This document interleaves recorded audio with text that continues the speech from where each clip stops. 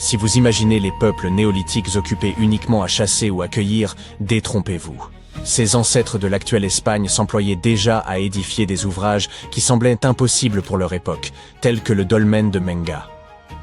Cette impressionnante structure de pierre se dresse à Antequera, une cité parfois qualifiée de cœur de l'Andalousie, dans le sud de la péninsule ibérique. Cette région est précisément l'endroit où l'héritage néolithique côtoie encore les traces romaines et mauresques, façonnant une architecture et un paysage singuliers. Le dolmen de Menga est un monument âgé d'environ 5700 ans, ce qui signifie qu'il fut érigé à une époque dépourvue de véritables technologies d'ingénierie. Il fait partie des 3 structures mégalithiques d'Antequera, aux côtés du dolmen del Romeral et du dolmen de Viera. Toutefois, le dolmen de Menga demeure l'un des plus fascinants, puisqu'il fut le premier construit, vers 3800 avant notre ère. L'ensemble atteint près de 27 mètres de longueur, 6 mètres de largeur et 3 mètres de hauteur. Des décennies durant, des chercheurs en ont examiné la structure, et voici ce que leurs travaux ont révélé. Mettons une chose au clair, les mégalithes sont des édifices composés de blocs de grande taille, présents dans le monde entier. La majorité fut érigée en Europe à la fin de la préhistoire, où l'on compte plus de 35 000 structures de ce type. Le terme provient du grec ancien, mêlant méga, qui signifie grand, et lithos, désignant la pierre.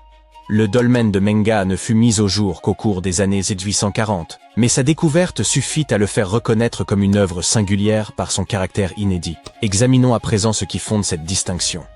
Le simple fait que Menga subsiste depuis près de 6 millénaires atteste que ses bâtisseurs maîtrisaient parfaitement leur entreprise. Pour commencer, ces artisans demeurés anonymes acheminèrent d'immenses blocs depuis les carrières du Cerro de la Cruz, situé à environ 1 km du monument actuel. Le site rassemble en effet 32 pierres d'une masse déconcertante. La plus imposante d'entre elles est presque 5 fois plus lourde que le plus grand bloc de Stonehenge. L'ensemble atteint approximativement 1140 tonnes, soit l'équivalent du poids combiné de 2 jumbo-jets transatlantiques entièrement chargés de passagers et de bagages. La pierre la plus massive de Menga, connue sous l'appellation C5, avoisine les 150 tonnes, un poids comparable à celui d'une baleine bleue. En d'autres termes, ces anciens ouvriers manipulèrent la plus lourde pierre jamais déplacée dans le cadre du phénomène mégalithique de la péninsule ibérique, et la seconde plus imposante en comparaison de la France. Si vous posez la question, la première place revient à un gigantesque monolithe de 330 tonnes utilisé pour ériger le grand menhir brisé d'Ergra dans le Morbihan. Comment, toutefois, parvinrent-ils à un tel exploit? Leur premier défi consistait à choisir avec soin les roches destinées à la construction. Les spécialistes estiment que le bâtisseur privilégia des calcarénites et des calcirudites, roches tendres ou modérément tendres, probablement sélectionnées parce qu'elles s'ajusteraient plus aisément avec le temps. Il leur fallut ensuite déplacer ces colosses. L'hypothèse la plus cohérente suppose qu'ils aménagèrent un parcours de transport, recourant à des échafaudages, des cordes et à la seule gravité pour réduire la friction. Lors des descentes, les ouvriers devaient contrôler avec exactitude l'accélération et le point d'équilibre de chaque bloc. Souvenez-vous qu'ils utilisèrent des roches tendres. La moindre manœuvre exigeait donc une prudence extrême avec les cordes. Les chercheurs avancent qu'ils durent également fabriquer des traîneaux pour y installer les pierres. Et pourtant, ce transfert colossal ne constitue pas leur plus grande prouesse. Comme vous pouvez le voir, ils conçurent un édifice destiné à tenir debout durant des siècles. Cela tient surtout au fait que les bâtisseurs de Menga mirent en œuvre des techniques élaborées pour préserver la structure de l'érosion. Pour rappel, un dolmen est un temple mégalithique à chambre unique ou un lieu de sépulture. La plupart se composent de 2 ou plusieurs monolithes dressés soutenant une grande dalle horizontale, souvent appelée table.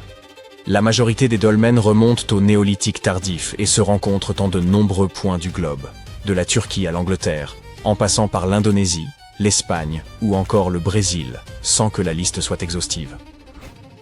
Dans le dolmen de Menga, les chercheurs estiment que les bâtisseurs déployèrent des précautions particulières pour imperméabiliser l'ensemble. Les pierres verticales formant les parois ne furent pas disposées perpendiculairement, mais inclinées vers l'intérieur selon un angle d'environ 84 à 85 degrés, rendant la partie supérieure de la chambre plus étroite que sa base et lui conférant ainsi une forme trapézoïdale. Ces blocs s'appuyaient aussi latéralement les uns sur les autres, et ce choix ne relevait en rien du hasard. Les constructeurs durent recourir à des instruments relativement sophistiqués, tels que des niveaux et des équerres, afin de garantir une précision extrême des angles. Un chercheur compara même cette entreprise à l'assemblage d'un gigantesque puzzle de Tetris, où la moindre erreur était presque impossible à corriger tant les pierres étaient lourdes à déplacer. Pour obtenir une inclinaison si subtile, les bâtisseurs durent aménager de profondes cavités de fondation destinées à accueillir les blocs. Ces ancrages leur permirent de contrôler avec exactitude le positionnement millimétrique des pierres afin qu'elles s'emboîtent véritablement les unes dans les autres. Le point culminant résidait littéralement dans les pierres de fait. Une fois ces dalles massives posées, l'ensemble formait une boîte compacte. Ils creusèrent ensuite l'intérieur à même le substrat rocheux, tout en préservant intactes les parois et la voûte. Pour protéger la chambre, il recouvrira le tout d'un vaste tertre de terre, comme si l'on enveloppait l'édifice dans une épaisse couverture. Ce remblai maintenait la chambre sèche et tempérée, et ajoutait une stabilité supplémentaire, comparable à une sorte de camisole naturelle, maintenant chaque élément en place. Il convient d'ajouter un élément essentiel. Les bâtisseurs alignèrent le dolmen sur les montagnes voisines, non seulement pour répondre à des exigences pratiques, mais aussi afin de produire, au sein de la chambre, des jeux de lumière saisissants. Cet agencement révèle l'ampleur de la réflexion qui présida à l'édification du mégalithe et témoigne du lien profond que ces constructeurs entretenaient avec l'astronomie. Un chercheur passionné du site a expliqué que la raison précise de la construction des dolmens restait incertaine. Peu de reliques y ont été découvertes, mais beaucoup s'accordent à penser qu'ils servaient à la fois de temples et de sépultures destinées à des personnages de haut rang, d'où leur édification pour traverser les siècles. Le dolmen de Menga, en particulier, fut bâti dans une région sujette à l'activité sismique, ce qui justifiait davantage la robustesse exceptionnelle de sa structure. Il semble par ailleurs que les bâtisseurs aient envisagé d'autres considérations. Depuis l'entrée du dolmen, le regard se porte simultanément vers le rocher des amoureux et vers le lever du soleil. Ce rocher occupe une place majeure dans le folklore local et s'intègre au circuit des dolmens d'Antequera, bien qu'il ne s'agisse pas d'un monument mégalithique, mais naturel. La tradition raconte que son nom proviendrait d'un couple d'amants qui se seraient jetés du sommet, leur union étant interdite en ce monde. Une authentique tragédie digne d'un Roméo et Juliette, pourrait-on dire. Le dolmen de Menga présente également un alignement astronomique, à l'instar de la majorité des dolmens à travers le monde. Lors du solstice d'été, un moment précis de la journée voit les rayons du soleil pénétrer dans la chambre, éclairant le côté droit tout en plongeant le côté gauche dans l'ombre. Une telle disposition exigeait une précision exceptionnelle dans la conception du dolmen, n'est-ce pas? En matière de folklore, tandis que certaines traditions attribuent la construction de ces dolmens impressionnants à de petits hommes gris venus d'autres planètes, la culture ibérique propose une interprétation différente. Selon les légendes locales, on y évoque les Mouras enchantés, des créatures comparables à des fées, considérées comme des élémentaires de la terre. D'une beauté et d'un charme sans pareil, puissants en leur propre droit, ils excellaient notamment dans l'édification de dolmens où ils se retiraient pour accomplir leurs cérémonies. Ces êtres sont abondamment mentionnés dans le folklore local, ce qui justifie pleinement d'en parler ici. Quoi qu'il en soit, il n'est guère surprenant que l'UNESCO ait choisi d'inscrire ce dolmen parmi les sites du patrimoine. C'est un véritable chef-d'œuvre des temps anciens. Au fil du temps, les archéologues ont mis au jour une foule de trésors sur les pierres runiques. Malédictions, poèmes, formules magiques protectrices, et même des querelles d'héritage.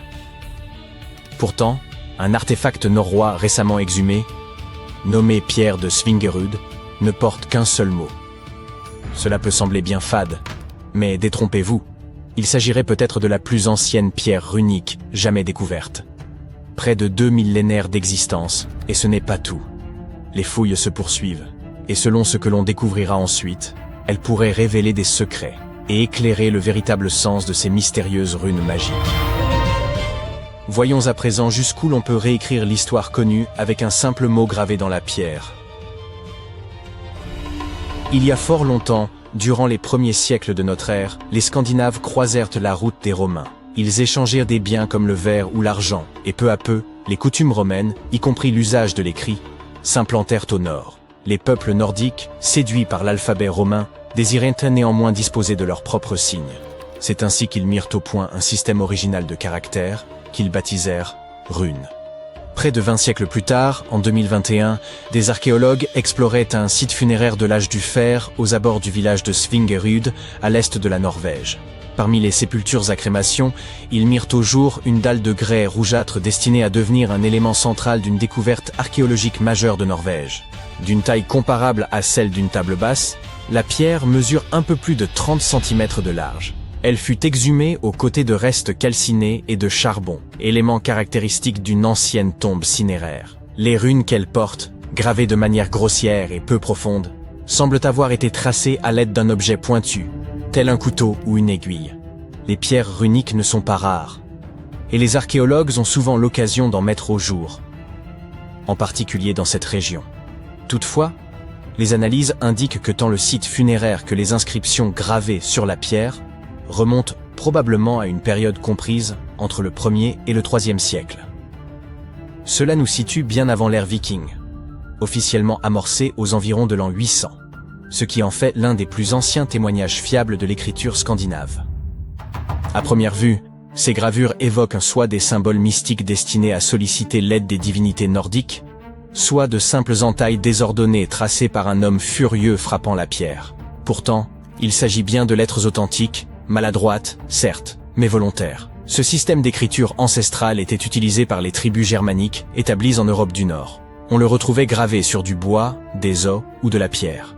Les signes, aux formes droites et anguleuses, s'expliquent par la difficulté à tracer des courbes avec les outils rudimentaires de l'époque. Au contact de l'Empire romain, les tribus germaniques n'empruntèrent pas simplement les lettres latines. Elles s'inspirèrent du principe même de l'écriture et conçurent leur propre système. Cet alphabet originel fut nommé Futhark ancien. Il comportait 24 caractères, retrouvés sur des objets datant approximativement du 2e au 8e siècle de notre ère. Ce nom vient de ses 6 premières lettres, F, U, Th, A, R et K. Chaque rune possédait probablement un nom reflétant le son qu'elle représentait. Ainsi, la rune associée au son A s'appelait Ansuz. Cependant, nul contemporain ne nous a laissé de guide expliquant ces noms. En vérité, la capacité à les lire fut perdue durant des siècles, jusqu'à ce qu'en 1865, le linguiste norvégien Sophus Bugge les déchiffre, en recoupant divers indices. Il étudia les alphabets runiques postérieurs ainsi que des poèmes anciens faisant mention des runes, à la manière d'un enquêteur reconstituant un portrait à partir de témoignages épars. Pour de nombreuses runes, notamment les plus anciennes du Futhark ancien, le sens demeure incertain et sujet à débat. Elle n'était pas connue du grand public, comme en témoigne le fait que seules environ 350 inscriptions nous soient parvenues. Ce manque de diffusion évolua lorsque le proto-norrois se transforma en vieux norrois, la langue des redoutables vikings. L'alphabet fut alors simplifié. Les 24 runes initiales furent réduites à 16, donnant naissance au Futhark récent, bien plus largement utilisé. Les runes n'étaient point pas destinées à la rédaction d'ouvrages ou à la tenue de chroniques quotidiennes. On les retrouvait gravées sur des pierres tombales, des armes ou divers objets usuels. On estime qu'elles servaient à marquer une possession, honorer un défunt, transmettre un message succinct ou encore offrir une protection magique. À leur début, certaines runes revêtaient sans doute une valeur spirituelle ou rituelle particulière. Un aspect fascinant des pierres runiques réside dans leur usage fréquent à des fins d'autopromotion ou de vantardise. Un peu comme un ancien statut publié sur un réseau social, mais gravé dans la pierre. L'un des exemples les plus parlants est une pierre du XIe siècle commandée par un certain Wigmund, qui s'y désigne lui-même comme « le plus malin des hommes ». Il précise même qu'il était capitaine de navire et s'est assuré que nul n'ignore ses faits de son vivant. Dans le poème norrois Havamal, Odin raconte s'être suspendu à l'arbre du monde durant 9 nuits, transpercé d'une lance afin d'acquérir la connaissance des runes. Cela illustre la puissance mystique que l'on attribuait à ces signes.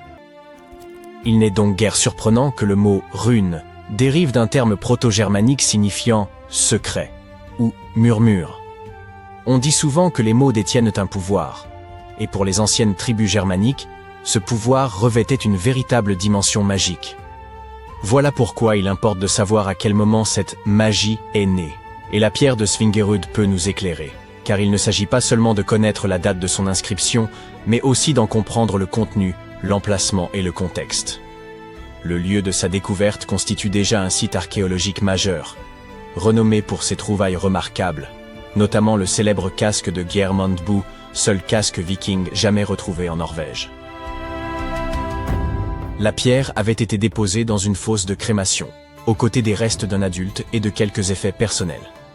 Grâce à l'analyse du charbon et des fragments osseux, les chercheurs ont pu déterminer son ancienneté, en recourant à la datation au radiocarbone. La pierre de Svingerud n'est nullement le premier artefact nordique ancien portant des runes découverts par les archéologues, loin de là. Les gens gravaient autrefois des runes sur divers objets du quotidien. Peignes, bijoux, couteaux. Certains spécimens pourraient même être d'un âge comparable. D'autres fragments comportent également des runes, mais sont souvent brisés, dispersés ou impossibles à dater précisément. Toutefois, la datation au radiocarbone a permis de confirmer que la pierre de Svingerud constituait à ce jour la plus ancienne pierre runique connue. L'inscription qu'elle porte suggère une fonction rituelle et peut-être même un message adressé aux défunts. L'inscription est brève, un seul mot, Idiberög. Son sens exact demeure inconnu. La portion la plus lisible mentionne Idibera, et la majorité des spécialistes estiment qu'il s'agit vraisemblablement d'un nom propre.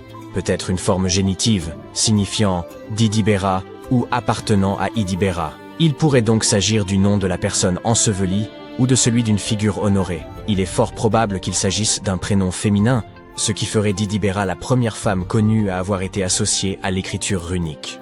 Les chercheurs estiment aujourd'hui que la pierre de Svingerud appartenait à un monument plus grand.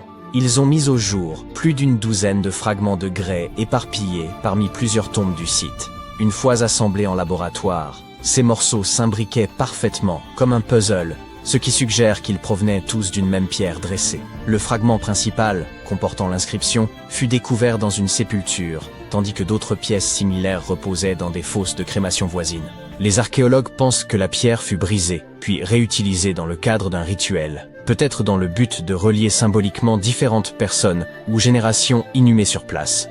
Au lieu de signaler une seule sépulture, elle aurait d'abord servi de mémorial, avant d'être redistribuée dans d'autres tombes comme geste rituel.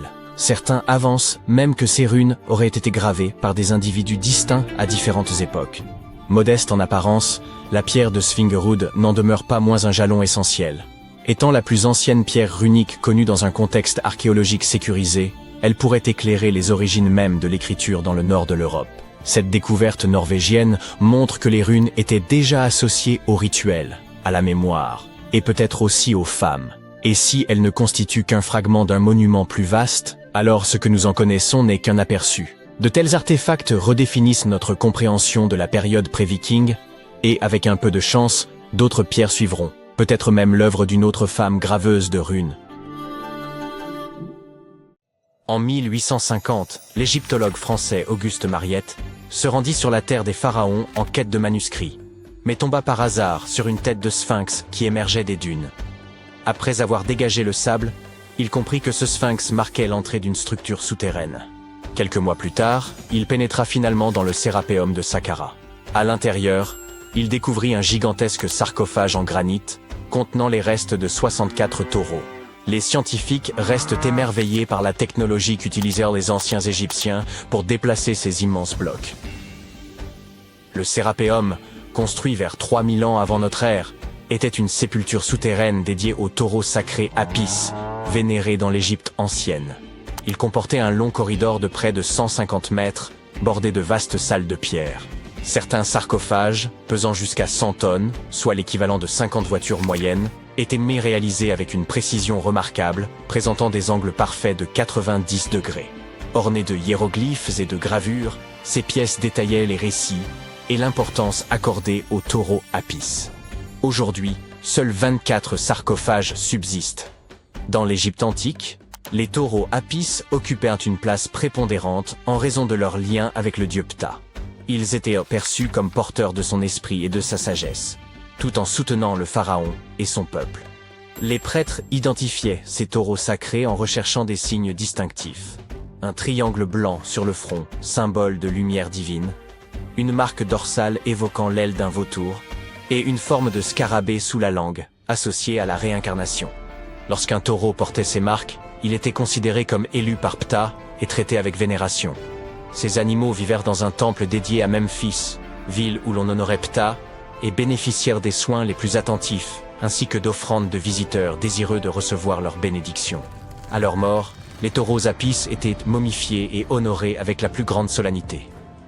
Lorsque Mariette pénétra dans le Sérapéum, il observa des traces de rouleaux sur le sol des galeries et découvrit 2 treuils horizontaux en bois, chacun muni de 8 leviers. Par la suite, d'autres explorateurs signalèrent la présence de doubles rails. Les chambres funéraires étaient situées à un niveau inférieur au sol du couloir. Pour positionner les sarcophages, les ouvriers remplissaient ces chambres de sable, permettant ainsi un déplacement en ligne droite.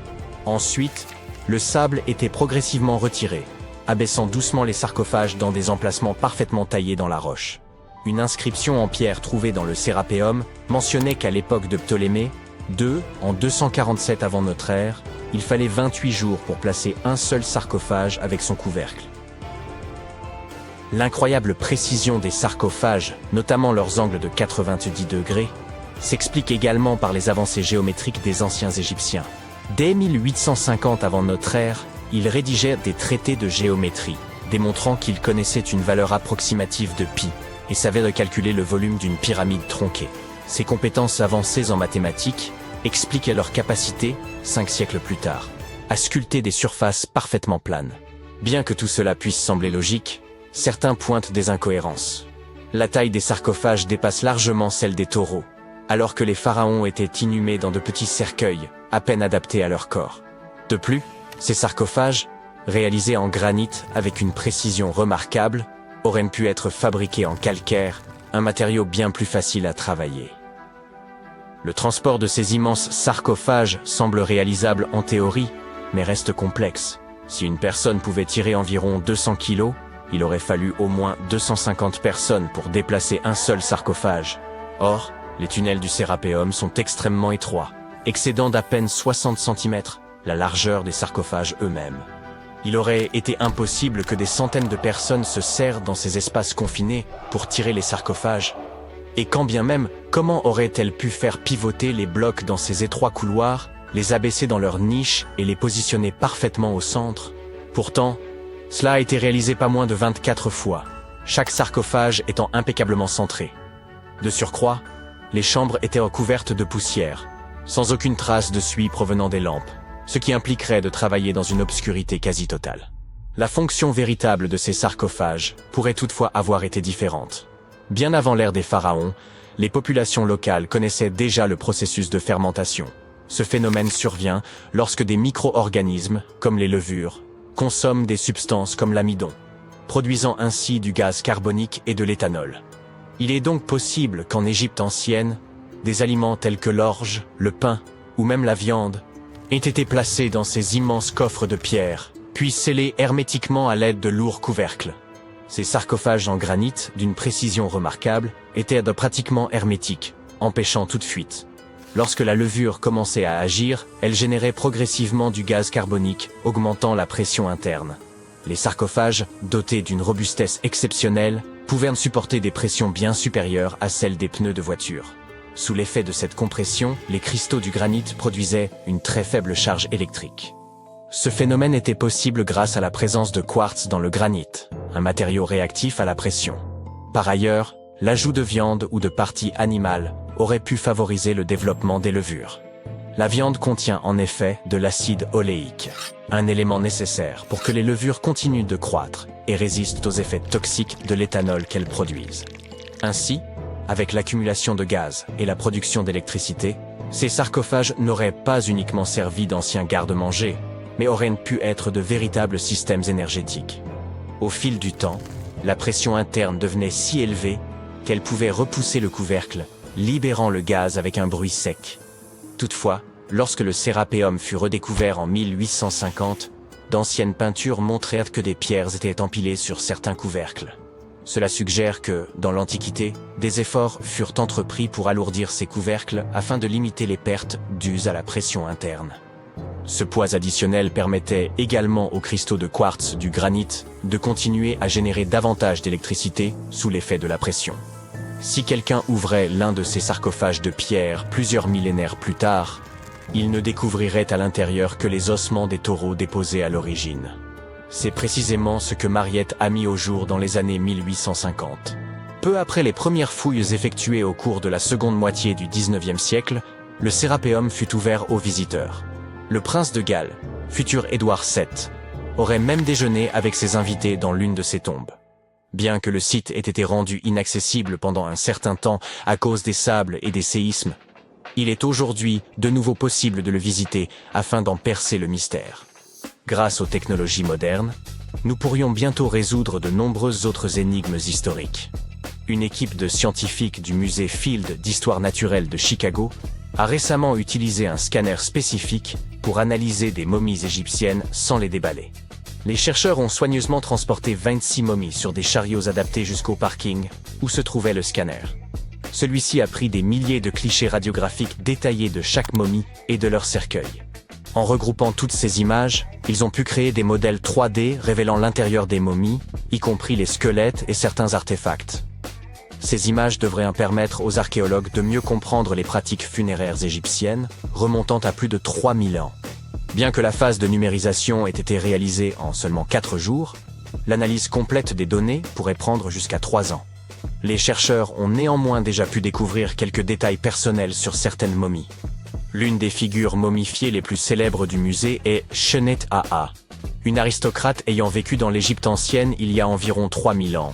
Elle serait décédée à la fin de sa trentaine ou au début de sa quarantaine. Les embaumeurs avaient inséré du rembourrage dans son cou pour éviter qu'il ne s'affaisse, garantissant ainsi que son corps demeure intact à travers les âges. Ils avaient également placé des yeux artificiels dans ses orbites afin qu'elle conserve une apparence complète dans l'au-delà. Elle avait... Nous sommes en 1898 et tu participes à des fouilles à Saqqara. Cet endroit, situé non loin du Caire, regorge de tombes anciennes et de pyramides. En bon aventurier, tu espères trouver quelque chose de vraiment cool et devenir célèbre. De l'or, des manuscrits, des cartes au trésor, des momies de pharaons. Mais tu trouves un oiseau en bois. Tu es très déçu. Ça ressemble à un simple jouet. Un jouet ancien, mais un jouet tout de même. Tu es alors loin de te douter que, dans quelques années, quelqu'un affirmera qu'il s'agit en fait d'un ancien monoplan. Cet objet, surnommé l'oiseau de Saqqara, est en bois de sycomore. Il a une envergure d'à peine 18 cm et pèse environ 40 grammes. Un beau souvenir de ton voyage en Égypte, à mon avis. Il a plus de 2000 ans et est assez simple, sans plumes gravées ni aucune autre décoration. Il a cependant un bec et des yeux, ce qui le fait un peu ressembler à un faucon, l'emblème du dieu Horus. Sa queue a quelque chose d'inhabituel, elle est carrée, étrangement droite, et on dirait qu'une pièce aujourd'hui manquante venait autrefois la compléter. Nous adorons résoudre les mystères, du coup, plusieurs théories ont été avancées au sujet de cet oiseau. La première, toute simple, est qu'il s'agissait d'un objet cérémoniel. La deuxième idée est qu'il s'agissait du jouet d'un enfant né dans une famille aisée. Il pourrait s'agir d'une sorte de boomerang, très populaire dans l'Égypte ancienne.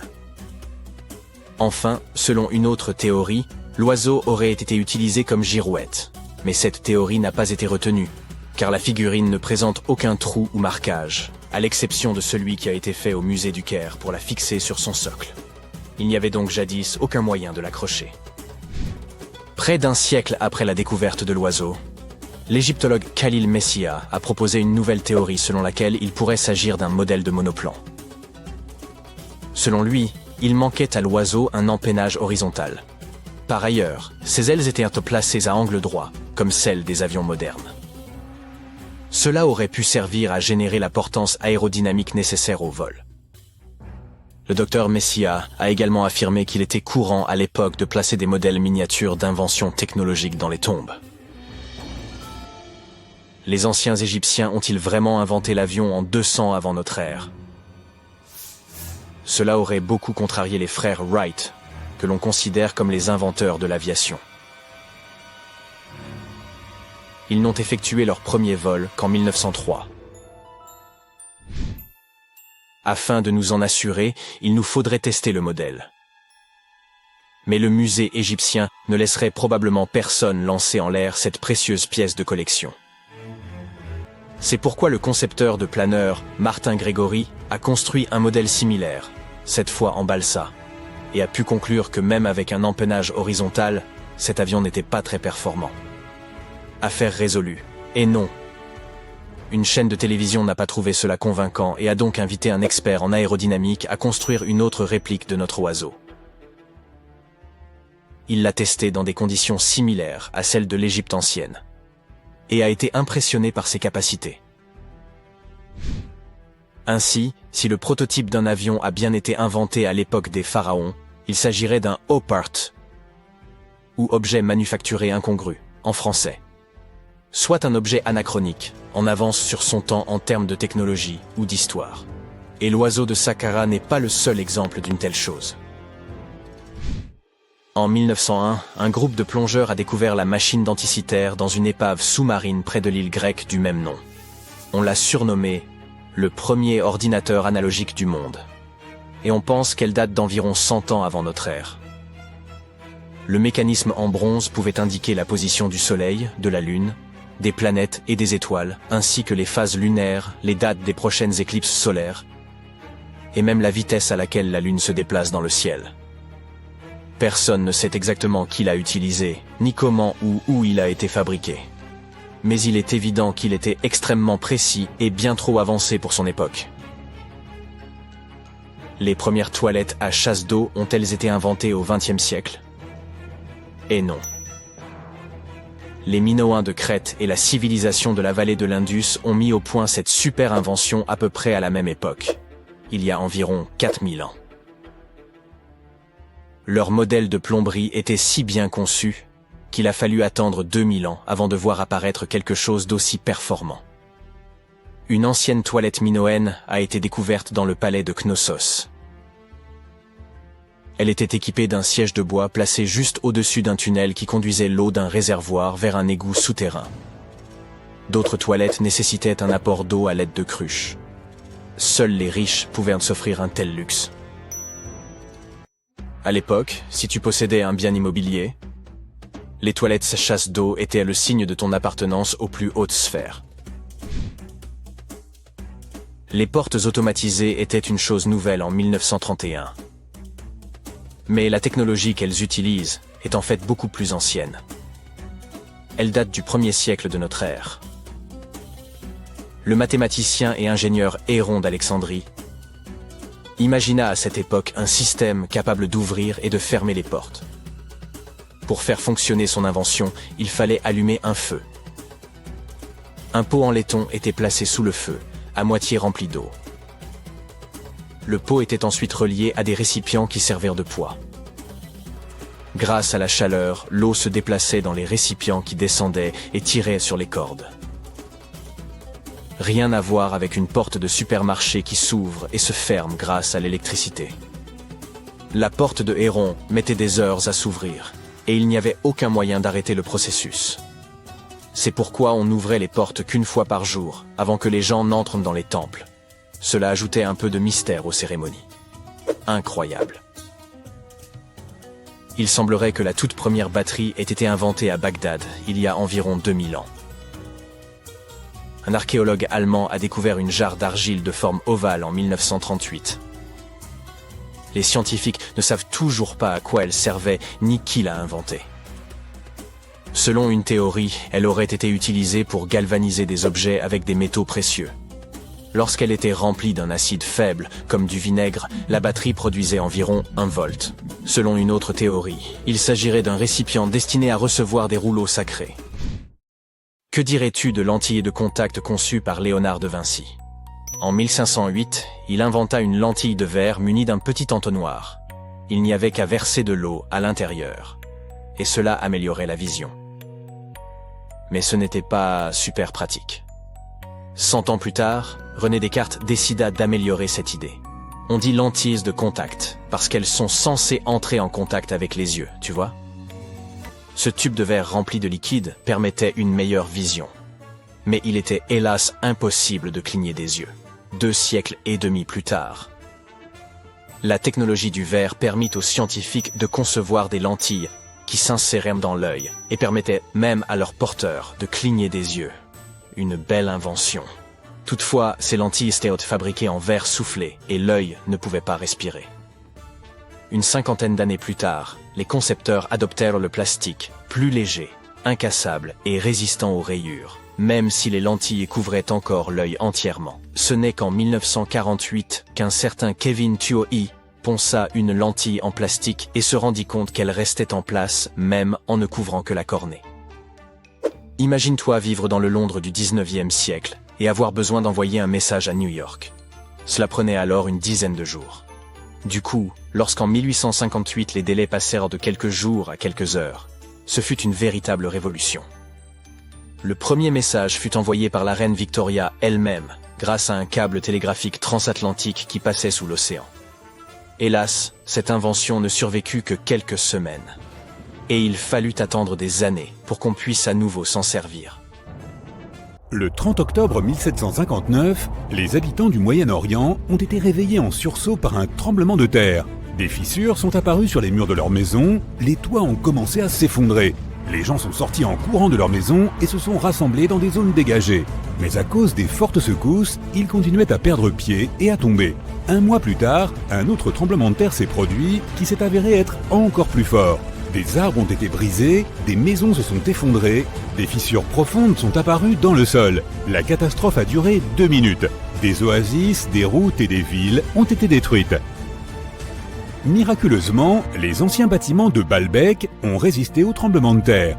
Certains historiens affirment que ce lieu majestueux et mystérieux a été construit sous l'Empire romain.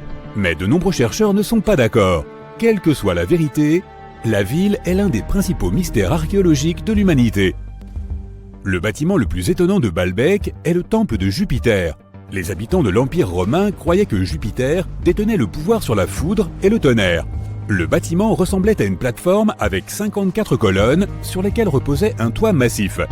Aujourd'hui, on ne peut plus voir que 6 colonnes de 20 mètres de haut. Chacune d'entre elles est composée de 3 sections et ressemble à un crayon.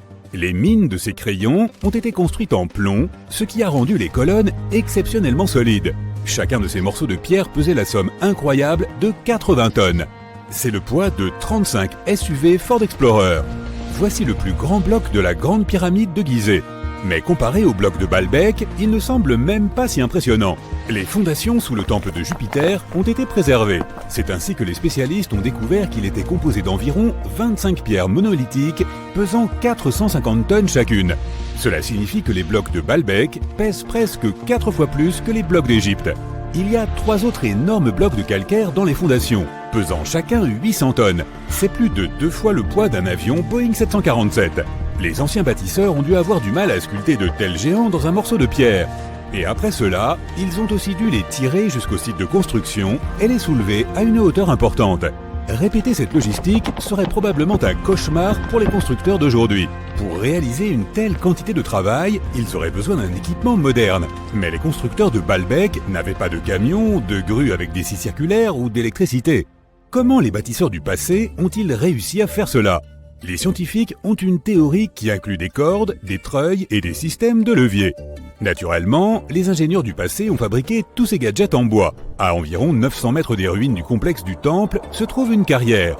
Les archéologues supposent que c'est là que les pierres de la construction ont été taillées. Ils y ont trouvé un bloc de calcaire qui semblait être trop grand, même pour cet endroit incroyable. Le monolithe a été baptisé la Pierre du Sud. Il mesurait 20 mètres de long sur 4 mètres de large. Les anciens bâtisseurs n'ont pas eu le temps de le séparer complètement de sa roche-mère. Un groupe de scientifiques autrichiens a estimé que ce morceau de calcaire pesait plus de 1000 tonnes, soit l'équivalent de 3 avions Boeing ou 160 éléphants d'Afrique. Une autre surprise attendait les archéologues près de la Pierre du Sud. C'était un deuxième monolithe pesant plus de 1200 tonnes. Mais les anciens bâtisseurs ne se sont pas arrêtés là. Ils ont continué à travailler. En 2014, dans la même carrière, des archéologues allemands ont déterré un bloc qui pesait 1650 tonnes. Personne n'a encore compris pourquoi les bâtisseurs du passé avaient eu besoin d'un morceau de pierre qui pesait autant que 125 bus scolaires. On ne sait pas non plus comment ils comptaient déplacer ce colosse et pourquoi ils n'ont pas terminé le travail. Quoi qu'il en soit, ce troisième monolithe est le plus grand morceau de pierre transformé de l'histoire de l'humanité. Il y a à ce jour plus de questions que de réponses. Certains chercheurs pensent que les anciens bâtisseurs avaient des équipements de pointe. D'autres ne le pensent pas, mais sont impatients de comprendre comment les bâtisseurs ont réussi à déplacer ces pierres. Il y a un grand nombre de bâtiments et d'artefacts anciens dans le monde. Beaucoup d'entre eux rendent encore les chercheurs perplexes. Près de la pyramide de Djéser, en Égypte, les archéologues ont découvert un réseau de tunnels. Cet endroit s'appelle le Sérapéum. Il contient 24 sarcophages pesant de 70 à 100 tonnes. Les boîtes géantes ont été sculptées dans un seul morceau de granit et recouverts de lourds couvercles. Les sarcophages sont parfaitement symétriques. Au toucher, leurs parois sont aussi lisses que du verre. Même avec notre niveau actuel de technologie, c'est très difficile à réaliser. Mais les anciens Égyptiens ont réussi cet exploit. La coupe de Lycurgue est un artefact inestimable et un exemple de nanotechnologie ancienne. Elle est faite d'un verre qui peut changer de couleur. Si tu mets une source de lumière devant la coupe, elle devient verte. Si la lumière est derrière la coupe, elle devient rouge foncé. Dans ce cas, la figure du roi grec Lycurgue devient violet pâle. Les scientifiques n'ont compris comment ce changement de couleur fonctionnait qu'à la fin du XXe siècle. Grâce au microscope, ils ont détecté des nanoparticules d'argent, d'or et de cuivre. Elles avaient été ajoutées à la matrice de verre. Grâce à cela, tu peux observer un changement de couleur appelé dichroïsme. Fait intéressant, l'or et l'argent ont été broyés en fine poussière. C'est presque impossible à réaliser par accident. Très probablement, les anciens experts savaient parfaitement ce qu'ils faisaient. En Bolivie se trouve un curieux endroit appelé Pumapunku. On dirait que d'anciens géants y ont joué avec un énorme jeu de construction. Et après le jeu, ils ont oublié de remettre les pièces dans la boîte. Mais il n'y avait pas plus de géants autrefois qu'aujourd'hui. Ces énormes blocs de pierre ont simplement été sculptés par d'anciens bâtisseurs, il y a plus de 1500 ans. Certaines des pierres pèsent 100 tonnes. Les blocs ont été apportés à une altitude de près de 3900 mètres depuis la carrière située à 95 km du site de construction. Il n'y a pas de forêt dans cette zone, ce qui signifie que les bâtisseurs n'ont pas pu utiliser d'arbres pour fabriquer des rondins de bois. Le monument appartient à la civilisation Inca, or les scientifiques sont sûrs qu'elle n'avait aucun usage pour la roue. En 1992, les habitants d'un village chinois ont décidé de drainer un étang. Leurs ancêtres l'utilisaient pour laver le linge et attraper des poissons depuis des centaines d'années. Ils ont pompé l'eau sans relâche pendant 17 jours. Au fond du réservoir, ils ont fait une découverte inattendue. Les villageois ont vu l'entrée d'une grotte qui descendait à une profondeur de 30 mètres. Cette incroyable découverte a été baptisée les grottes de Longyu. Des bâtisseurs inconnus avaient creusé des galeries de 30 000 mètres carrés. On y trouve des pièces séparées, des ponts, des bassins et des colonnes qui soutiennent le plafond. Les murs de la grotte sont couverts d'étranges lignes et motifs sculptés. Les scientifiques n'ont pas trouvé d'informations sur l'identité de ceux qui ont creusé les grottes, ni sur la raison pour laquelle ils l'ont fait. La technologie de construction reste également un mystère. Antonio Stradivari a vécu en Italie au XVIIIe siècle. Il créait des instruments de musique. Plus de 600 de ses œuvres ont survécu jusqu'à aujourd'hui. 500 d'entre elles sont des violons. L'un de ces instruments a été vendu aux enchères pour 16 millions de dollars. Les violons fabriqués par ce maître ont un son clair et profond. Les chercheurs n'arrivent pas à comprendre pourquoi les instruments de Stradivarius produisent des sons si uniques. Peut-être est-ce dû au vernis que le maître a utilisé pour recouvrir les violons. La réponse se trouve peut-être aussi dans le bois dont sont faits les instruments. À l'époque, l'Europe avait un climat froid. À cause de cela, le bois est devenu plus dense, et les instruments qui en étaient faits avaient un son particulièrement agréable à l'oreille. Dans la ville indienne de Delhi, il y a un pilier de 7 mètres de haut. Il pèse 6 tonnes et demie et est composé à 98% de fer forgé. Le pilier vieux de 1600 ans ne présente aucun signe de rouille ni de dégradation. Les scientifiques pensent que si le monument est si bien conservé, c'est grâce au climat sec et à la composition chimique du métal qui l'a rendu résistante à la corrosion. Et pourtant, les chercheurs ne savent pas comment les forgerons ont réussi à fabriquer un pilier en fer qui ne craigne pas la rouille. Cela semble être un exploit difficile, même pour les métallurgistes modernes. Le rocher Al-Nasla est divisé en deux parties par une fente parfaitement droite. Chaque bloc rocheux repose sur un petit piédestal. Certaines personnes... Les archéologues viennent de mettre au jour les vestiges d'une cité perdue depuis des millénaires, dissimulée dans le sud-est de l'Europe. Ils étaient convaincus qu'il ne s'agissait que d'un ancien avant-poste défensif, mais de nouvelles fouilles bouleversent radicalement cette interprétation. Ils estiment désormais que ce site pourrait être la cité perdue de Lyncus, capitale de l'ancienne Lyncestide liée à Alexandre le Grand, l'homme qui transforma l'histoire. Les ruines se situent près du petit village de Tchernobyki, en Macédoine du Nord. Des mentions existent dès 1966, mais les recherches sérieuses n'ont débuté qu'il y a une quinzaine d'années. Au départ, seuls quelques vestiges avaient été repérés, et l'on pensait à un simple poste avancé chargé de surveiller les Romains venant de l'Ouest. Mais une équipe de scientifiques y est récemment retournée avec des équipements de pointe et a démontré que ce lieu n'était pas un modeste avant-poste.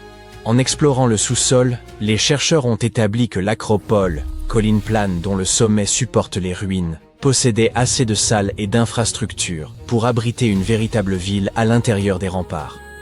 Le site couvre environ 28 000 mètres carrés et près de 10 000 habitants y vivaient à son apogée.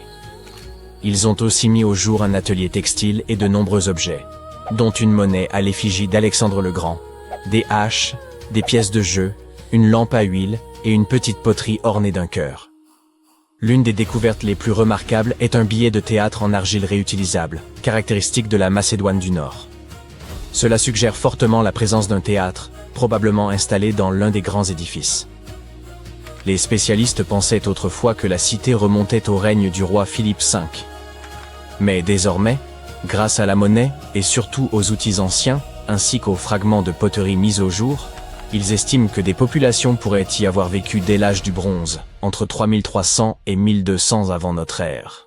La Lyncestide et l'ensemble de la Haute-Macédoine connaissaient un climat rude, marqué par des hivers froids et pluvieux et des étés brûlants.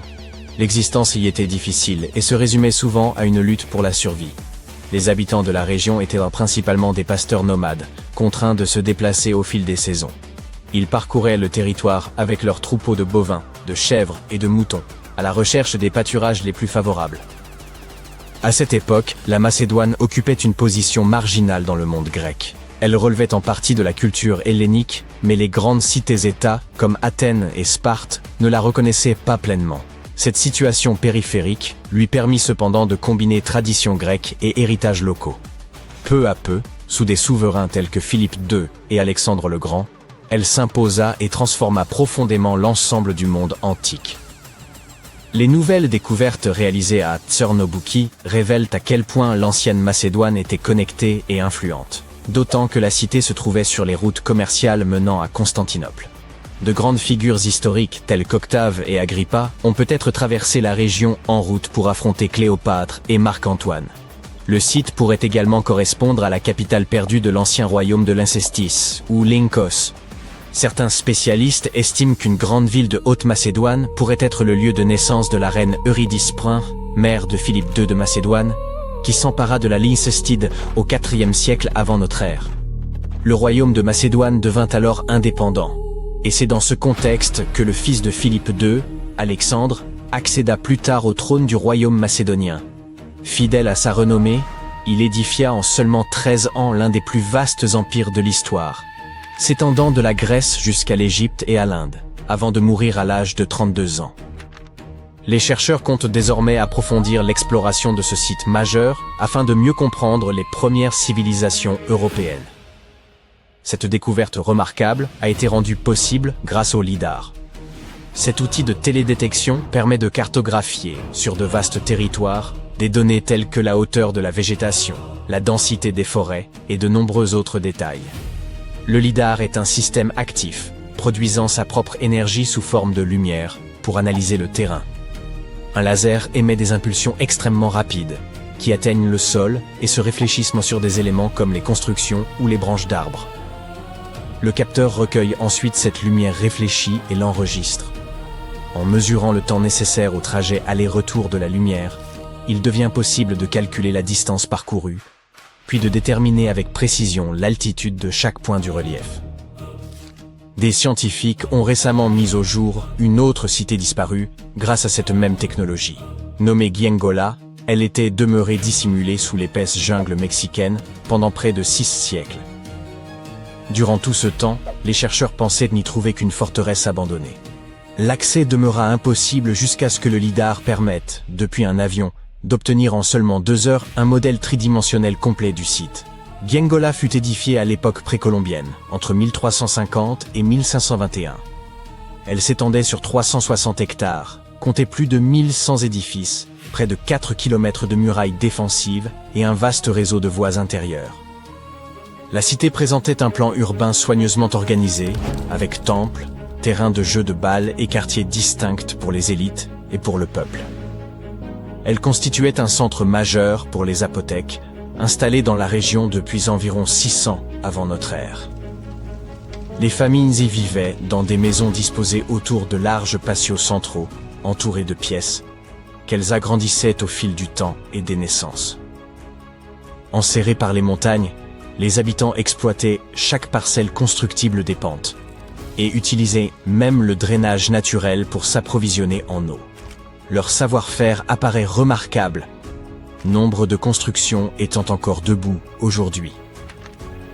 Mais au début du XVIe siècle, le manque d'eau potable et de terres agricoles les contraignit à se déplacer vers Tehuantepec.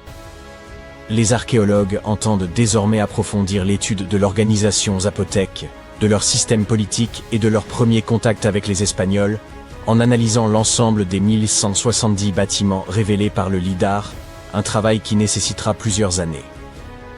Une autre découverte récente, issue de la même technologie novatrice, concerne une immense cité antique longtemps dissimulée sous l'épaisse canopée de la forêt amazonienne. Un vaste réseau de maisons, de places, de routes et de canaux reposait à l'ombre d'un imposant volcan. Beaucoup de chercheurs pensaient jusqu'alors que les anciens peuples amazoniens vivaient dans de modestes huttes et défrichaient quelques clairières pour subsister. Or cette ville, fondée il y a 2500 ans et occupée durant près d'un millénaire, a infirmé cette vision et profondément modifié les certitudes. Les scientifiques estiment désormais que des dizaines, voire des centaines de milliers d'individus vivaient au sein de sociétés urbaines complexes. Les relevés ont révélé 6000 plateformes rectangulaires d'environ 20 mètres sur 10 et hautes de 2 à 3 mètres, groupées autour de places centrales, reliées par des routes parfaitement rectilignes et des axes se croisant à angle droit. L'une de ces voies atteignait 26 km. L'aménagement de tracés aussi réguliers exigeait un effort considérable, et certaines routes pourraient avoir revêtu une signification spirituelle ou cérémonielle. La prospérité de cette civilisation reposait sur les sols fertiles du volcan voisin, qui pourrait aussi avoir contribué à son déclin. Des fossés défensifs signalent en outre des menaces extérieures, peut-être des tentatives d'intrusion. Les chercheurs s'apprêtent maintenant à étudier les 300 km² adjacents, afin de mieux comprendre cette société étendue et complexe, susceptible d'avoir dépassé en ampleur les célèbres civilisations mayas du Mexique et d'Amérique centrale. Il était une fois un phare si haut qu'on pouvait apercevoir son faisceau à 48 km de distance. Une tour mystérieuse qui était le symbole de la richesse et du génie de l'ingénierie. Faite de pierres si gigantesques et lourdes qu'elles nous laissent encore sans voix. Comment ont-ils fait ça? Elle a survécu à plusieurs tremblements de terre consécutifs jusqu'à s'effondrer au XIVe siècle.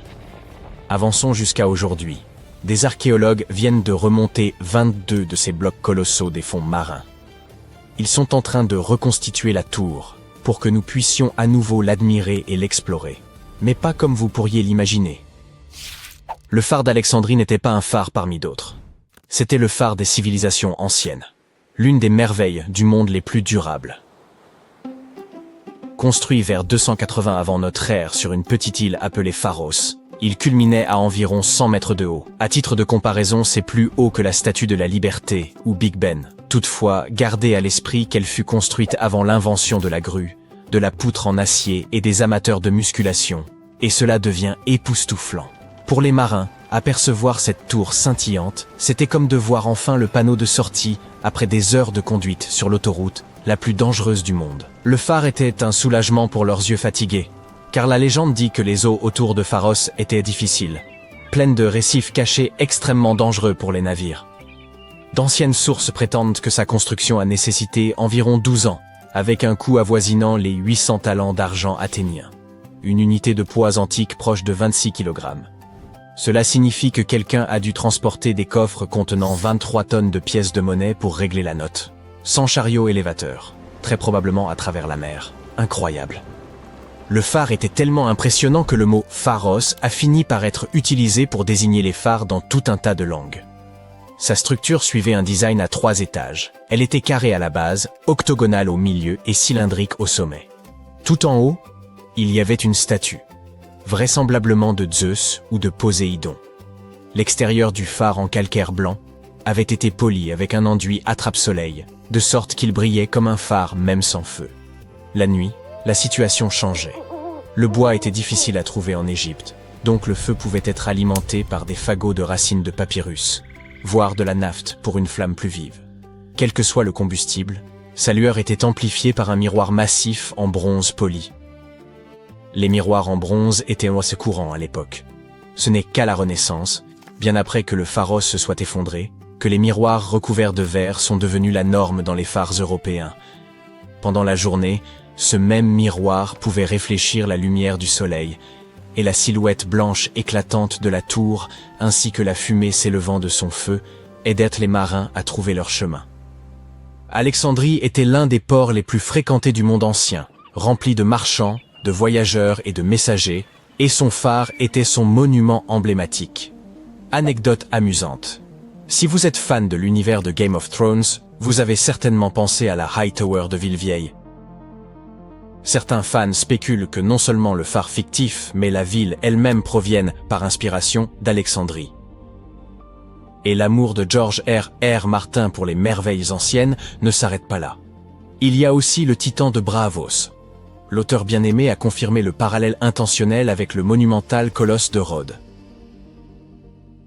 Pendant plus de 1600 ans, le phare s'est dressé fièrement face au temps, aux tempêtes, aux guerres et aux intrigues, tout comme dans Game of Thrones. Mais il a finalement été défait par la nature elle-même. Malheureusement, une série de grands tremblements de terre, au cours du XIVe siècle, ont eu raison de lui, éparpillant ses pierres massives sur le fond marin. Pendant plus de 5 siècles, les vestiges du phare sont restés là, sous les vagues, le tout se transformant essentiellement en un jardin de pierres submergées. Les plongeurs le savaient, mais remonter des blocs de 60 tonnes est un travail de super-héros. Ou alors il faut une grue surpuissante. Et jusqu'à récemment, il était beaucoup plus sûr de laisser ces blocs là où ils étaient. Alexandrie est, encore aujourd'hui, un port animé, et n'est pas ce qu'on appelle un endroit très propice à l'archéologie délicate. Dans les années 1990, des archéologues ont commencé à cartographier toute la zone autour de l'île de Pharos. Ils ont trouvé des blocs de calcaire et de granit taillés avec précision, certains montrant encore des bords sculptés. Au fil du temps, plus de 100 pièces massives ont été cataloguées, y compris des morceaux de colonnes, de statues et de gigantesques blocs de construction qui ne pouvaient provenir que du phare. Finalement, en 2025, des équipes égyptiennes et françaises se sont associés et ont amené une super grue et une équipe de plongeurs. Lors d'une opération méticuleusement planifiée, ils ont remonté 22 dalles géantes du fond marin. Il y avait des éléments tels que des linteaux de porte, des dalles de seuil et un pylône mystérieux, supposé être une sorte de monument. Certains de ces blocs pèsent entre 70 et 80 tonnes, ce qui équivaut au poids de 20 éléphants africains. Ces énormes blocs de pierre sont sur la terre ferme pour la première fois depuis plus de 600 ans. Mais que va-t-il se passer maintenant? Les chercheurs s'apprêtent-ils vraiment à reconstruire le phare comme un gigantesque modèle Lego? Pas tout à fait. On ne peut pas simplement empiler des blocs vieux de plusieurs siècles comme ça. Pour commencer, personne n'est sûr à 100% de l'apparence exacte du phare d'Alexandrie. Oui, nous avons des dessins et des indices, notamment de petites images gravées sur des pièces romaines d'Alexandrie. Mais elles ressemblent plus à des croquis rapides d'artistes qu'à des plans détaillés. Impossible donc de s'en servir comme modèle. Et puis il y a le problème des pièces manquantes. Ces pierres récupérées ne représentent qu'une fraction de la structure originale. Au fil des siècles, une grande partie des matériaux du phare a été réutilisée. En fait, l'endroit où se dressait autrefois le phare abrite désormais la citadelle de Qaitbay, une forteresse construite directement sur ses anciennes fondations. Le fort n'est pas seulement un symbole du passé, mais aussi une attraction touristique et un repère alexandrin bien reconnaissable. Donc, non, Alexandrie ne va pas retrouver sa tour légendaire, du moins pas de cette manière. Au lieu de cela, Ces pierres nouvellement récupérées sont destinées au laboratoire de conservation pour être étudiées. Des spécialistes vont nettoyer, stabiliser et documenter chaque rainure sculptée et chaque marque de burin. Plus tard, elles iront probablement dans un musée. Après tout, cela fait partie du trésor national. Cependant, ce n'est pas la fin de l'histoire. Nous avons encore la technologie de notre côté et celle-ci nous promet de recréer un phare entièrement explorable, exactement comme il était il y a des siècles. Cette entreprise incroyable porte le nom de Projet Pharos, et sa mission est de transformer ces énormes pierres transportées, linteaux, seuils, dalles de base, et même le mystérieux pylône, en un jumeau numérique complet et visitable du phare d'Alexandrie. Chaque pièce bénéficie d'un scanner 3D haute résolution, rejoignant plus de 100 fragments déjà enregistrés sous l'eau. Le but n'est donc pas uniquement la recherche scientifique. Le projet Pharos vise à redonner au phare son aspect et son ambiance d'origine et à le transformer en musée. Les structures de 100 mètres de haut ont souvent beaucoup d'escaliers, mais la réalité virtuelle est, par chance, bien moins éprouvante pour mes pauvres vieux pieds. Les visiteurs du musée pourront se promener autour de sa base en réalité augmentée, tandis que les chercheurs pourront utiliser le modèle pour tester de nouvelles théories sur sa structure et sa fonction. Espérons que nous pourrons personnaliser notre propre atmosphère, tamiser les lumières et examiner les murs comme dans un jeu vidéo. Je me demande s'ils y mettront aussi des pigeons et des goélands pour le rendre encore plus authentique. Nous n'avons pas encore beaucoup de détails, mais l'ensemble est en train d'être documenté et sera présenté dans un film très informatif. Bien que nous n'ayons pas de cabine pour voyager dans le temps, des designers talentueux peuvent nous faire retrouver le passé le plus enfoui. Ils ont simplement besoin d'un concept efficace. Certes, de nos jours, vous pouvez presque tout recréer en 3D, mais l'essentiel ici est l'authenticité. Remettre tout à sa place d'origine. Et c'est bien ce que le projet Pharos souhaite réaliser.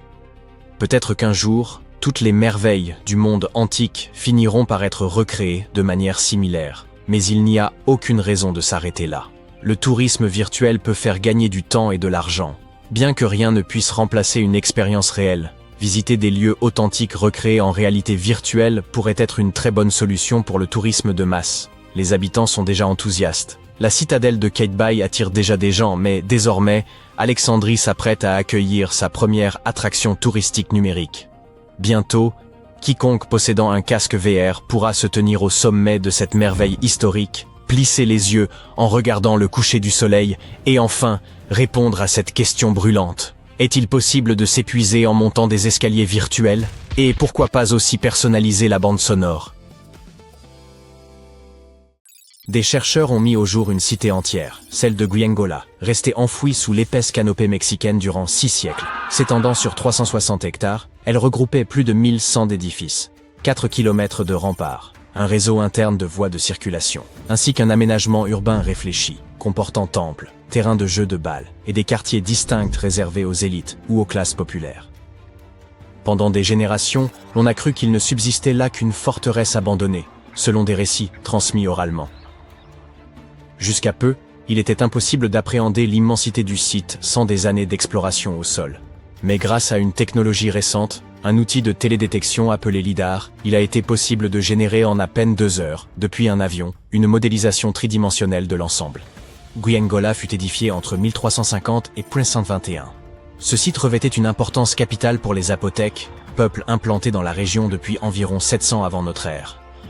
Les familles y cohabitaient dans des demeures organisées autour d'un vaste patio central bordé de pièces. À mesure que les foyers s'élargissaient, de nouvelles chambres étaient ajoutées, faisant évoluer l'architecture domestique.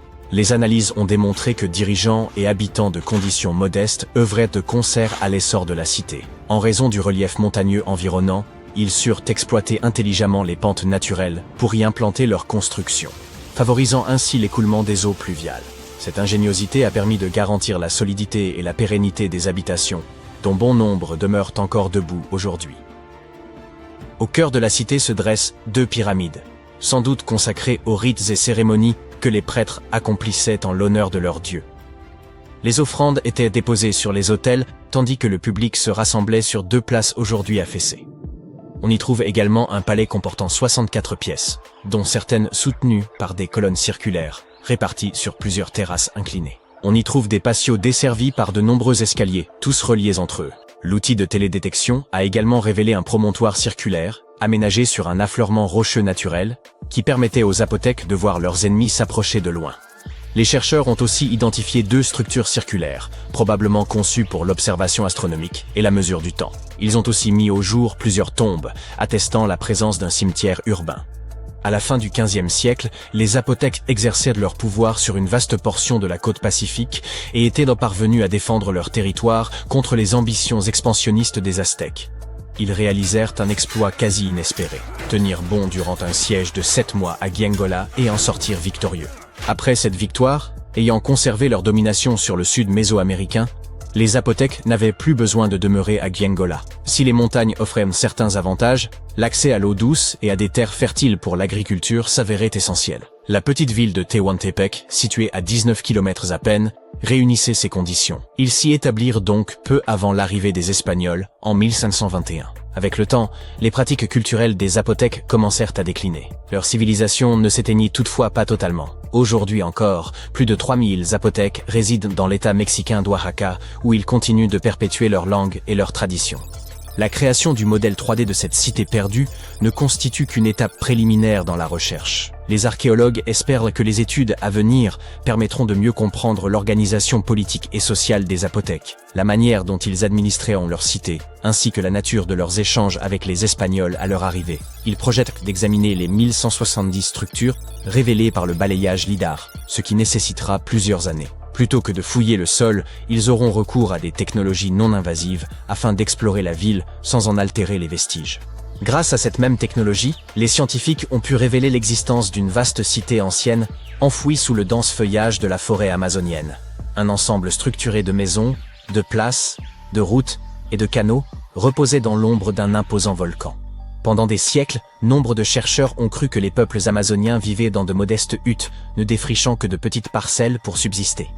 Or, cette cité, édifiée il y a 2500 ans et occupée durant un millénaire, nous prouve le contraire. Les experts estiment que des dizaines, voire plusieurs centaines de milliers de personnes vivaient au sein de sociétés urbaines complexes. Le balayage de la région a permis d'identifier 6000 plateformes rectangulaires, chacune mesurant environ 20 mètres sur 10 et s'élevant à une hauteur de 2 à 3 mètres. Ces constructions étaient regroupées autour de places centrales, avec des routes rectilignes aux angles droits parfaits, connectées par des sentiers. L'une d'elles atteignait même 26 km de long. La réalisation de voies parfaitement droites exigeait davantage que le simple suivi du relief naturel. Certaines d'entre elles revêtaient probablement une valeur rituelle ou spirituelle. Le sol volcanique, particulièrement fertile, favorisa l'essor de cette civilisation, mais il pourrait aussi avoir contribué à sa disparition. Les chercheurs ont en outre révélé les défenses de ces villes comme des fossés barrant l'accès à plusieurs d'entre elles. Il est donc possible que des groupes voisins aient tenté d'envahir ces cités. La prochaine phase consistera à étudier les 300 km² adjacents afin de mieux cerner l'ampleur et la complexité de cette société ancienne, qui pourrait même surpasser par sa taille la célèbre civilisation maya du Mexique et d'Amérique centrale. En 1963, un habitant de Turquie fit une découverte stupéfiante en rénovant sa maison. En abattant un mur de sa cave, il mit au jour une pièce énigmatique. En poursuivant ses fouilles, il tomba sur un tunnel, lequel le mena à la ville souterraine de Derinkuyu. Il s'agit de l'une des cités souterraines les plus profondes et les plus vastes de Cappadoce, et même de toute la Turquie. Les habitants occupaient 8 niveaux souterrains, chacun offrant un accès à des caves, des espaces de stockage, des chapelles, une école, une salle d'études ainsi que d'autres installations. Ces étages étaient interconnectés par un vaste réseau de tunnels. Il est probable que cette cité enfouie ait été conçue comme refuge. Située à une profondeur de 85 mètres, elle demeure invisible depuis la surface. Le site était suffisamment vaste pour accueillir environ 2000 personnes, accompagnées de leur bétail et de leurs vivres. Un puits de ventilation, profond de 55 mètres, assurait l'aération. Selon les archéologues, les premiers niveaux auraient été aménagés par les Phrygiens, avant d'être repris et perfectionnés par les Romains. L'apogée de Derinkuyu s'est toutefois manifesté durant l'ère byzantine. La cité suivante, longtemps tenue pour légendaire, n'était évoquée que dans de rares textes anciens et quelques inscriptions énigmatiques, si bien que son existence demeurait incertaine. Après avoir exploré une grande partie du littoral égyptien, un archéologue du nom de Frank Goddio et son équipe ont soudain aperçu un visage monumental émergeant des profondeurs. C'est ainsi que la ville engloutie de Thonis Héracléion fut révélée, à plus de 6 km au large d'Alexandrie. Parmi ces vestiges reposaient 64 navires, 700 ancres et un fabuleux trésor de pièces d'or. Les archéologues considèrent que les éléments les plus remarquables de cette découverte sont la statue haute de 6 mètres et les vestiges du temple. À son époque, la cité accueillait des rituels et des célébrations dans le sanctuaire d'Amon. Façonnées en granit et en diorite, les ruines ont traversé les siècles sans se détériorer malgré leur immersion prolongée. Elles offrent aujourd'hui un aperçu précieux de la vie, 2300 ans plus tôt, dans l'un des carrefours commerciaux les plus importants du monde antique. La ville disposait d'un réseau de canaux, comparable à une Venise égyptienne d'un autre âge. Ces voies d'eau reliaient divers ports et points d'ancrage, tandis que des ponts unissaient tours, temples, habitations et autres édifices. Tonis Héracléon constituait le principal port du royaume pour le commerce extérieur et la perception des taxes. L'origine de son engloutissement demeure incertaine, mais les chercheurs l'attribuent à des phénomènes naturels. Vers la fin du second siècle avant notre ère, probablement à la suite d'une terrible inondation, la cité fut submergée. Par la suite, Alexandrie, fondée par Alexandre le Grand, surpassa Héracléon en prestige et en influence. Avant cela, Héracléon faisait office de principale porte d'entrée maritime vers l'Égypte. Après la catastrophe, de nombreux navires durent réorienter leur itinéraire vers Alexandrie. Héracléon sombra alors dans l'oubli, jusqu'à sa redécouverte en l'an 2000. Vous êtes égaré au plus profond des jungles de la péninsule du Yucatan, au Mexique. Des sons mystérieux résonnent autour de vous, et pour couronner le tout, le crépuscule s'installe peu à peu. Bientôt, vous vous retrouverez seul en plein cœur d'une forêt tropicale inexplorée. Il faut bien admettre qu'entreprendre la quête d'Eldorado en solitaire n'était pas l'idée la plus brillante. Vous continuez d'avancer aussi rapidement que possible, lorsque soudain, attendez. Que distinguez-vous là-bas ? Ça ressemble à d'imposants escaliers de pierre. Tout cela n'a rien de naturel, alors vous saisissez votre appareil pour le prendre en photo. Peut-être n'avez-vous pas déniché l'or, mais vous avez peut-être mis au jour une découverte inestimable. Félicitations, vous venez de découvrir Okomtun, une cité maya oubliée depuis des siècles. Dissimulée à une 60aine de kilomètres au cœur de la jungle, son nom se traduit littéralement par « colonne de pierre ». La pierre devait être prisée à l'époque, car ces bâtisseurs l'ont abondamment employée pour ériger leurs pyramides, leurs habitations et même leurs terrains de jeux de balles. Si vous pensiez que les Européens détenaient l'exclusivité du ballon rond, détrompez-vous. Les Mayas étaient de fervents amateurs de ces jeux, qu'ils pratiquaient pour le plaisir et la compétition. Okomtun s'inscrit dans une série d'autres cités mayas autrefois perdues, qui sont désormais redécouvertes grâce aux avancées technologiques actuelles. Nous aborderons les autres dans un moment. La caractéristique la plus étonnante de celle-ci est sans doute son emplacement au milieu de zones marécageuses, ce qui explique pourquoi elle fut construite sur un terrain surélevé. Cette ville, d'une envergure monumentale, s'étendait sur plus de 50 hectares, soit l'équivalent de 90 terrains de football juxtaposés. Les chercheurs ont mis au jour des indices révélant qu'Okomtun comptait des pyramides pouvant atteindre 15 mètres de hauteur, et qu'elle fut probablement un centre social majeur entre 250 et 1000 après Jésus-Christ. Il s'agit assurément d'un bouleversement majeur. Toutefois, l'exploration des cités mayas disparues remonte déjà au XIXe siècle. Les technologies modernes, telles que l'imagerie LIDAR, permettent aujourd'hui aux archéologues de scruter les forêts denses sans être entravés par la végétation. Cela signifie qu'il n'est plus nécessaire de s'aventurer dans la jungle tropicale au risque de se perdre, comme vous l'avez fait au début de cette vidéo. Le LIDAR fonctionne un peu comme une radiographie. Il projette des faisceaux laser qui détectent les traces de ruines ou de constructions anciennes. D'après Sarah Parcak, une archéologue spécialisée en télédétection spatiale, les images satellitaires ont joué un rôle crucial dans la découverte d'anciennes villes en Amérique du Sud, en Égypte et ailleurs. Elle consacre d'ailleurs la majeure partie de ses journées à analyser minutieusement ces images pour repérer d'éventuelles traces de cités anciennes. Selon elle, les ruines sont souvent enfouies sous la végétation, la terre ou le sable, rendant leur identification particulièrement complexe. Cependant, grâce à ces outils remarquables, les chercheurs ont également découvert d'anciennes chaussées mayas qui parcouraient les anciens territoires de cette civilisation.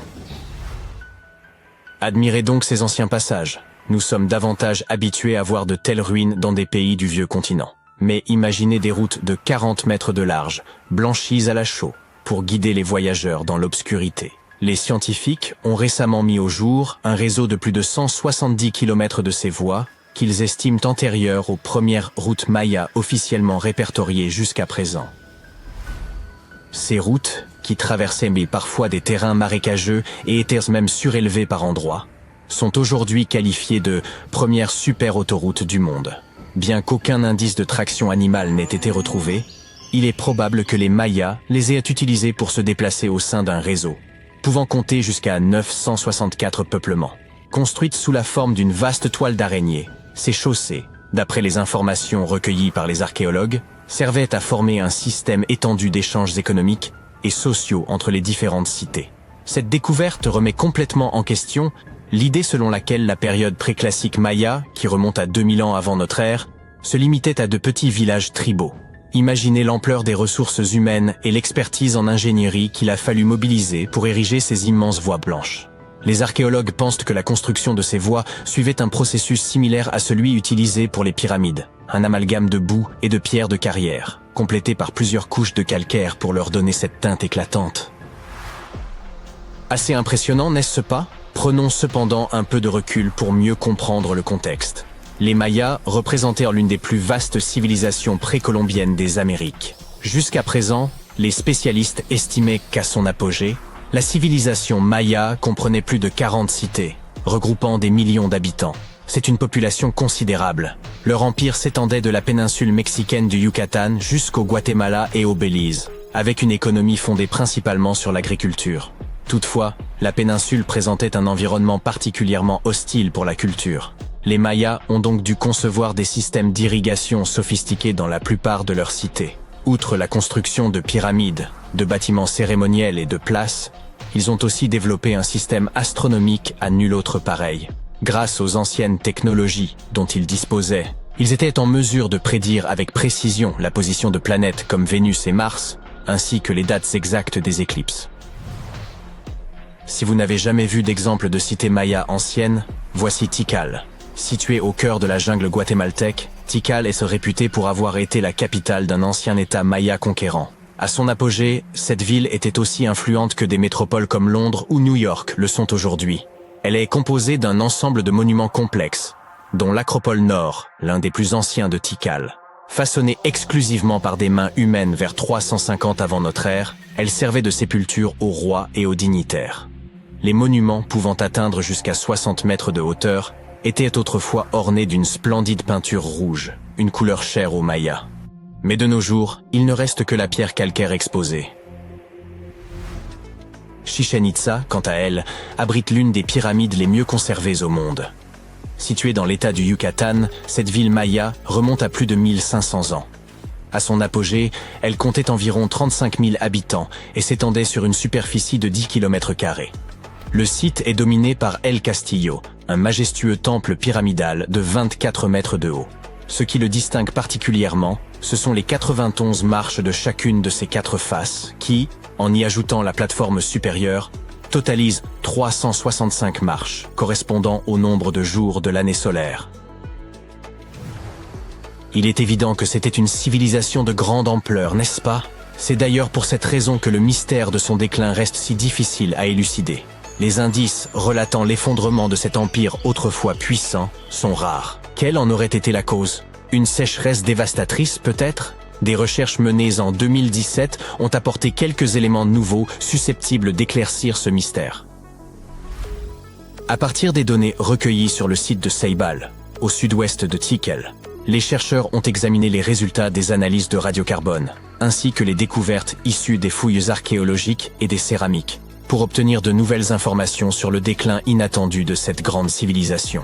Les résultats indiquent que les Mayas n'ont probablement pas subi un effondrement soudain, mais plutôt une série de vagues d'instabilité sociale et de crises politiques. Ces bouleversements auraient entraîné la dégradation des centres urbains et amorcé la dispersion de la population maya. Il reste néanmoins difficile de déterminer avec précision les causes exactes de ce déclin. Cela dit, de récentes découvertes apportent un éclairage important sur l'histoire de l'humanité, touchant non seulement l'Empire Maya, mais aussi d'autres civilisations disparues d'Amérique du Sud.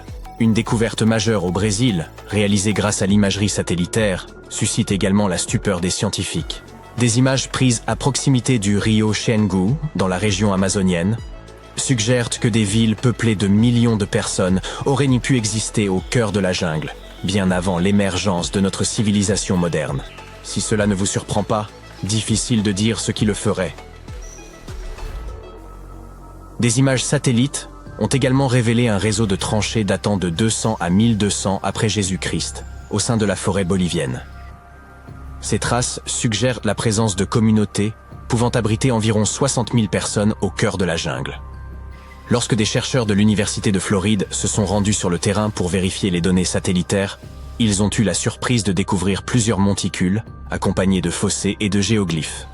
Les archéologues ont aussi mis au jour des vestiges de murs soigneusement élaborés, organisés autour de places et rappelant les constructions typiques des anciens Mayas.